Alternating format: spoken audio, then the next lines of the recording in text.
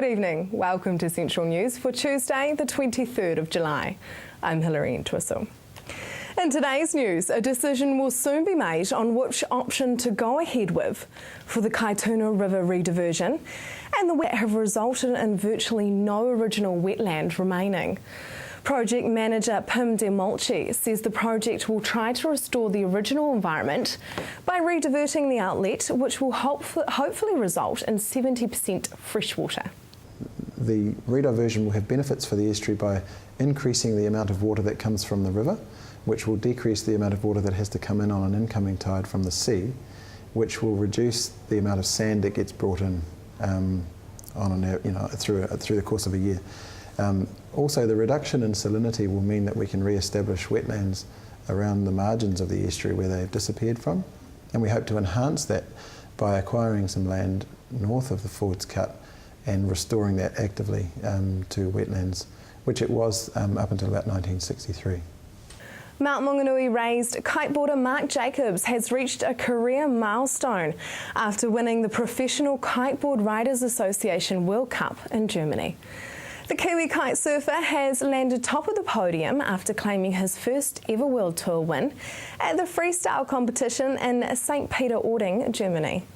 Late winds forced organisers to run all 58 heats of the singles and double elimination rounds on the same day. After winning the single eliminations, Jacobs battled it out against Spanish kiteboarder Alex Pastor. Jacobs lost in the first heat, and the double elimination round saw the pair battling it out in a super final. A combination of aerial tricks saw the 23-year-old closing in on his opponent to win his first PKRA title with a 37.01 score. Now for our region's weather, Hamilton, the rain will ease to showers as the day progresses with a westerly. Your expected high is 15 and an overnight low of 7. Tauranga, you will have the occasional downpour with a westerly developing. Your expected high is 16 and an overnight low of 9. Just ahead, protecting your land from erosion.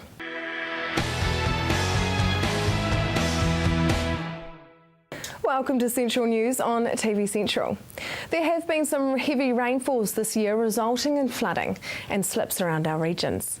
The Bay Plenty Regional Council has put together some toolkits for landowners to protect themselves from erosion. What different soil do we have here in the Bay of Plenty? Yeah, the Bay of Plenty soils are derived from volcanic ash or tephra. That's the main parent material. They classify it into fluvial soils, pumice soils, elephanic soils, recent soils and podzils. Are any of these types at greater risk of erosion? The soil itself, volcanic ash-based soils are actually quite stable soils. They've got quite a high fertility rate, and so they're actually quite good at growing stuff. The problem is that if you don't allow a good vegetation cover to remain, because they haven't got a firm structure on them, they can wash away quite easily. So any bare ground makes the soil quite vulnerable to erosion. What are the different levels of erosion? We classify soil erosion into 3 main levels. You've got surface erosion, you've got mass movement erosion, and we've got fluvial erosion. And under those 3 headings, you basically derives the type of erosion you're going to get. For instance, fluvial erosion causes it's a lot of water, like stream bank erosion. It'll take away large chunks of unprotected stream bank. It'll also cause rills, or little gullies if you like, in freshly cultivated paddocks and things. And the surface erosion is the stuff you don't really see that often. It's more raindrops dislodging small particles of soil, and then they all end up being washed away by that rain once they've become dislodged. So over a large area you can lose quite a lot of soil in a fairly short time, but it's not something that you'll see like mass movement. Mass movement is when you'll see like the main slips is what everybody else recognises around the place. We see half the hillside come down, and that's all caused by water getting under the soil, the weight of the soil when it's saturated, and the geology that's underneath it, the rock. So, how can landowners protect their land from erosion? There's a couple of things they can do, and they're kind of common sense things. It's keeping a healthy pasture sward on for farmers, so they don't get a lot of the sheet erosion occurring. it's minimising the bare ground. It's keeping your stock out of the sensitive areas, native bush, wetlands, streams, so that the stock aren't pushing the banks down. And it's also about, a big one is getting the cultivation right. So getting your practices nailed down with the cultivation so that you don't cultivate on slopes greater than 12 degrees. You cultivate across the slope or across the contour so that you're not causing drains pretty much all up and down a slope, and you're diverting all the runoff off those cultivated paddocks away from your tracks and your waterways and your drains, so that and away from paddocks that you've just cultivated as well. You'll find if after the moment they've cultivated, from that point on until they get something growing, they're very vulnerable to losing a lot of soil. What is retired land? Well, retired land is generally land that has had the livestock taken off it. It's not being used for grazing anymore.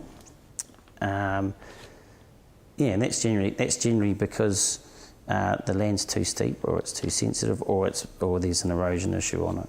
Why are you encouraging landowners to retire land then? The main thing that we want to try and reduce is the amount of erosion. It's kind of as simple as that. Sedimentation of streams, rivers, lakes, estuaries is a major problem, and it's a major problem throughout the whole of New Zealand, but it's accelerated by people continuing to graze quite steep land. We had a study done by NIWA in 2009 which indicated to us that 64% of the sediment that was ending up in the Tauranga Harbour was actually coming off the steep pasture land. It wasn't mass movement, it wasn't stream bank, although we didn't test stream bank. But yeah, 64% of it from what they modelled was coming off pasture that was above 25 degrees. What advice do you give landowners for managing steep land then? There's a couple of things you can do. I mean, you've got to make sure that, it sounds ironic, but you've got to make sure that you get enough fertiliser on that ground so it's going to grow healthy pasture sward. If it's just rank mangy grass, which it's going to kind of be anyway because of the soil profile is quite shallow. So it's getting good grass growth. It's managing the stocking regime so that you're not overstocking those steep hills. And it's another thing that helps quite a lot is putting conservation trees in. So things like popular breeds that will be specific to the site will help hold things together quite well. Why is fencing so important? Fencing is absolutely critical. And any farmer will tell you this. Obviously it keeps your cows where you want them and the stock where you want them, but it also enables you to manage different parts of your properties in different ways according to what it's capable of doing. So for instance, your high producing pasture lots, you can fence it down to quite a small level and apply quite intensive management to that. Whereas the more sensitive areas you can fence out completely, and in the middle somewhere you could have some steeper stuff which your subdivisional fencing could be quite a larger area. So it maximises your production if you've got fencing in the right place. If you would like to view one of these toolkits, you can view it online at boprc.gov.nz. Just ahead, the New Zealand Senior Future Problem Solving Team is back.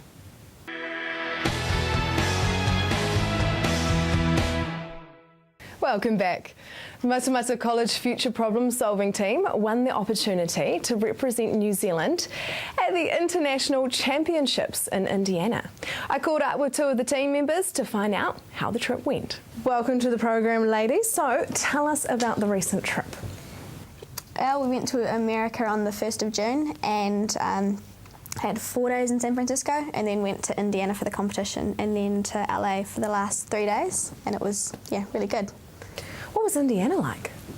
It was actually really warm. Like, we'd been told that it was really, really humid, and we were expecting it to be quite warm. And after San Francisco, it was really good to actually get into shorts and t-shirts because we were in puffer jackets in San Francisco. We were staying at the Indiana University campus. That's where the competition was, and it was beautiful. There was trees and squirrels and chipmunks. Yeah, Super it was cute. really beautiful. Wow, it's quite different to Matamata. Yeah. And these really old brick buildings and stuff as well. It was quite cool. Like, one of the buildings looked like it was out of Harry Potter. It was quite cool. Wow. So future problem solving, for those who don't know what it is, what is it?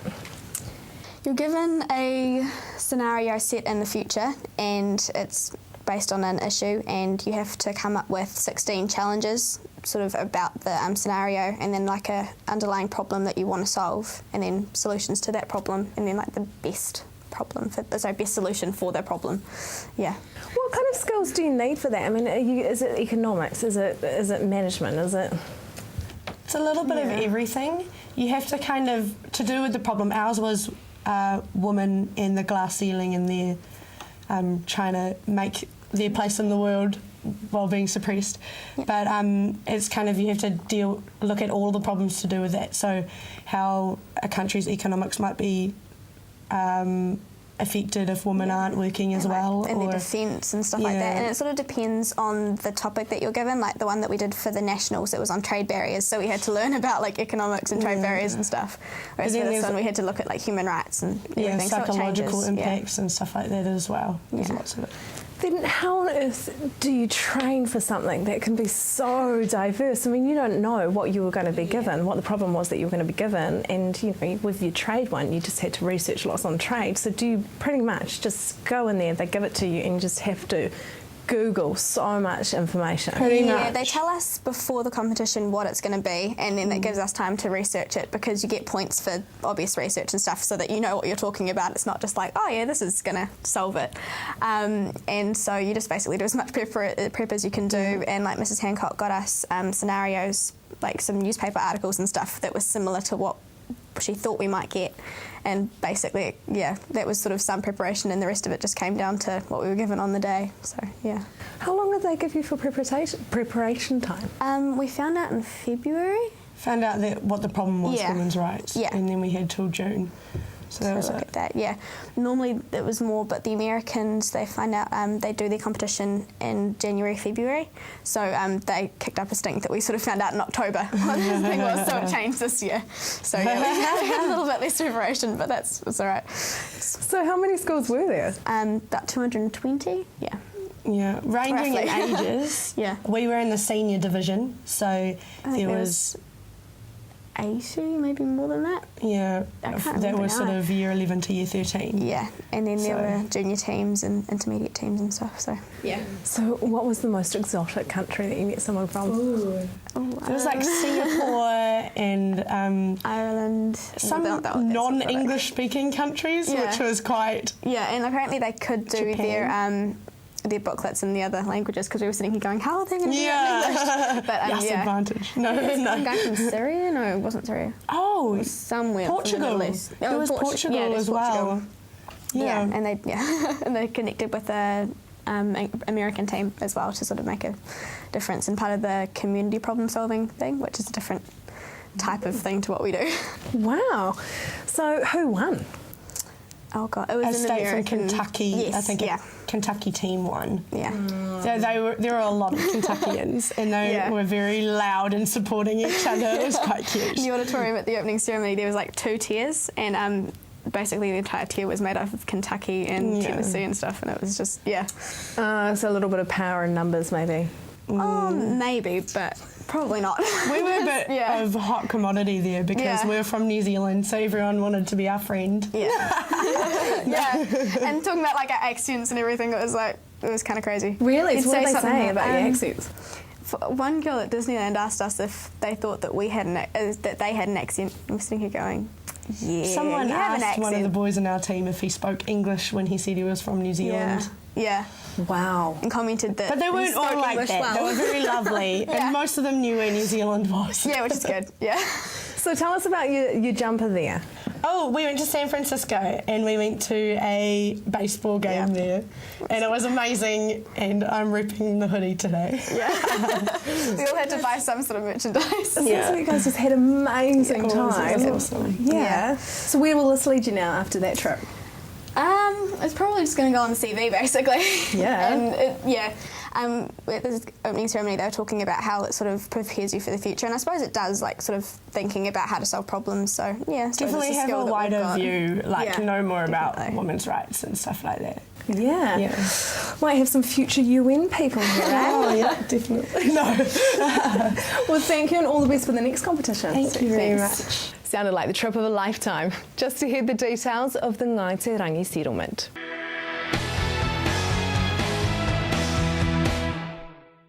If you have just joined us, welcome to Central News. Tauranga-based iwi Ngai Te Rangi have reached an agreement in principle with the government. I caught up with the chairman of the trust to find out what this will involve. Who is Ngai Te Rangi? Ngai Te Rangi are one of the three iwi in Tauranga Moana. In the 2006 census, we numbered around about 12,600.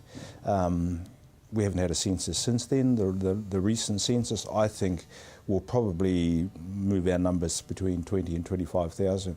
That's partly because of natural growth and also partly because belonging to an iwi I expect to be more important this year than it was in 2006. Not because of settlements, but because of a growing understanding that people are more willing to take on their Māori identity without any shame or embarrassment. Yeah. Can you tell us about that 19th century land grab that led to the settlement? Okay. Well, it's an interesting term you use. I think for me, because we're talking about treaty settlements, you really have to start with the Treaty of Waitangi, which was signed in 1840. And very briefly, that assured our rights as whānau hapu niwi to our property rights, to the ownership of our forests, and whichever version of Te Tiriti you refer to. It assured property rights in return for whānau hapu niwi accepting the governance control of the Crown, or the Queen of England. And in addition to that, it assured every individual Māori the rights under Article 3 of citizenship. Now, almost from the moment the treaty was signed, there was an awareness from the increase in settlers immediately after that the rate at which land was being acquired and consistent with the conditions of the treaty was not going to be fast enough. And so our view of history was that the process of acquiring land was accelerated by manufacturing events, and the one that caused us to have a treaty settlement or to have a treaty grievance or a claim against the Crown, probably a better way of putting it, was the fact that the settlers of the time chose to invade Waikato on an assumption or on a belief that we believe was manufactured, that the Waikato people were preparing to invade Auckland and exterminate everybody. So on that pretense, they invaded Waikato, and they invaded not only Waikato as an iwi, but also the Kingitanga. At that time, Ngai Te Rangi was one of the tribes from here who were very strong supporters of the Kingitanga, and we were obliged by our relationship with Waikato, and indeed our own obligation to ourselves to go and support them.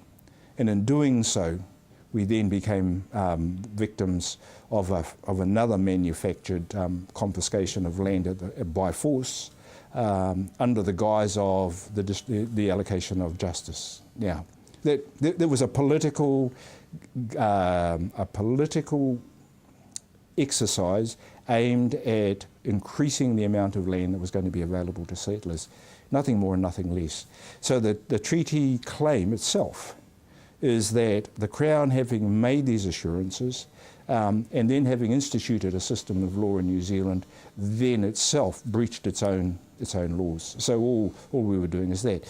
Now, I think that iwi and Ngai Te Rangi included would have preferred to have progressed our claims through the courts of law as issues of property, but unfortunately, for a number of reasons, we are confined to progressing our claim through the Waitangi Tribunal process, which is political, and also through direct negotiations with the Crown.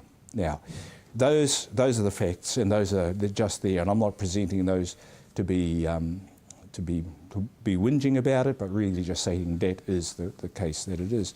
I think the confiscation of land here and the subsequent return of some of that land actually created the environment for us where we find our people have, to a large extent, been disassociated from the economy of this country, and are therefore, for that reason primarily, are still enduring lesser or lower health outcomes from a system that guarantees all of us equal health, lower educational outcomes from a system that guarantees us all a quality education, and a lower participation generally in the economy. So having got to that point, settlements take on more than just a restitution aspect for us. It's more than just about restitution. It is in fact, from my perspective, a pragmatic approach to how do we rebuild our fortunes and our future as a iwi, both for present and future generations. And so the settlements are a negotiated outcome between us and the Crown that I'd have to say cannot be equated to justice, because the settlement we're getting is less than 10 times the value of the property that we were dispossessed from. Now, we all accept but don't like that under this present economic and political environment, that's what we're going to get. So one of the things we're going to have to think about is whether our people who are acutely aware of the true value of the property that was lost and the consequences on us, not just losses of opportunity, but actual losses of lives in that time, whether or not this settlement is going to be accepted as adequate reward or not reward, compensation for that. And I think for most of our people, if they sat down and thought hard about it, the answer would be no. So our job as negotiators is to basically do the best we can with the settlement in terms of our dealings with the Crown, as well as trying to find a way of assuring our people that this is going to enable us to start and get on with a new beginning. And I think the same as Tūhoe, they've never accepted the amount. You know, it sounds like an incredible amount, except when you're actually measuring it against what they lost, and it's the same for us. The issue is, what can we do with what we're being offered now for present and future generations in Waitangi? And that's what we're committed to doing. And our job in a way is to convince our people that accepting the settlement, while it may well not sit well with them in terms of the actual loss, it provides a start, a beginning, he timatanga. It's a beginning for a new future for us. And really, that's my job, is to help us to get to that point where we can reset the clock and then start to build a future. Not only build a future, but also to restore repaired relationships with our own community that have been fractured since the time of the confiscation. And we and a large part of this community in Tauranga are committed to working towards restoring that relationship so that honour is returned to that relationship between us and our neighbours. For more information on the settlement, you can visit ngaiterangi.org.nz. That is the news for today. We really want you to be involved, so like us on Facebook, let us know your views. If you have news including your own video and photos, go to our website and hit upload. Thanks for joining us. I'll be back tomorrow night with more guests from in and around the regions. I'm Hilary Entwistle. Have a lovely evening.